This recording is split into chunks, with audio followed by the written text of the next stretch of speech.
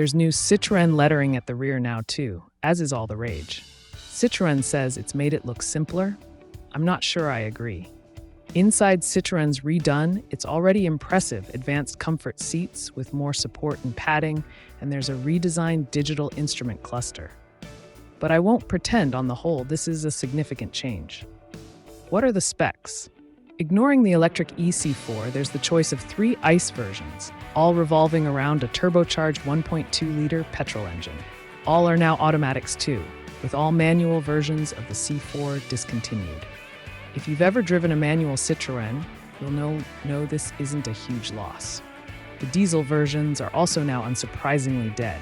The C4 gets the new mild hybrid system doing the rounds in everything Stellantis, using a 1.2-liter turbocharged petrol engine mated to a 48-volt hybrid system.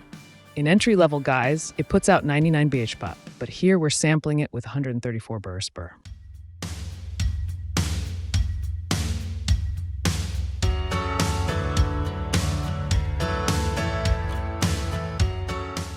Refinement is excellent, and the C4 makes for a great long-distance car, even despite all versions riding on 18-inch alloys.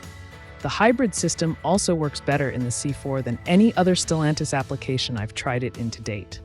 With a decent lick of pace for overtakes and getting ahead of traffic, if not as brisk as its 8-second 0-62 mph time would have you believe. The hybrid system isn't the smoothest though, with an indecisive automatic gearbox, sometimes depriving you of power when you need it, though gear shift paddles are fitted so you can take over. Make no mistake, there are sweeter handling cars in this class, but none do comfort or refinement so well. What about the interior? Generally very pleasant, if hardly any different to the previous model. It's no bad thing in this instance, as the C4's cabin is well laid out and intuitive to use. The 10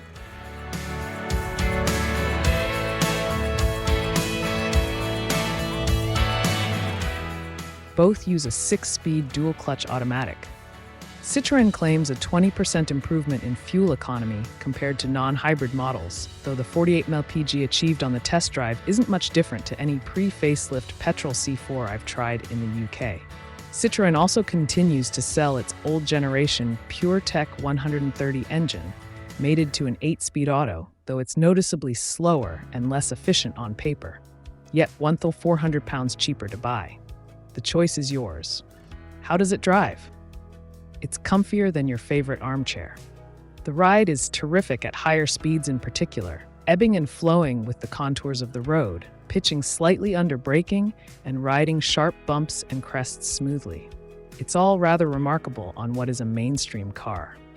Thank the standard progressive cushions, hydraulic stops at the end of the damper stroke, which absorb and release kinetic energy to prevent bouncing. Despite the soft suspension setup, the C4's no wobbly jelly though, with body movements controlled and quick to settle.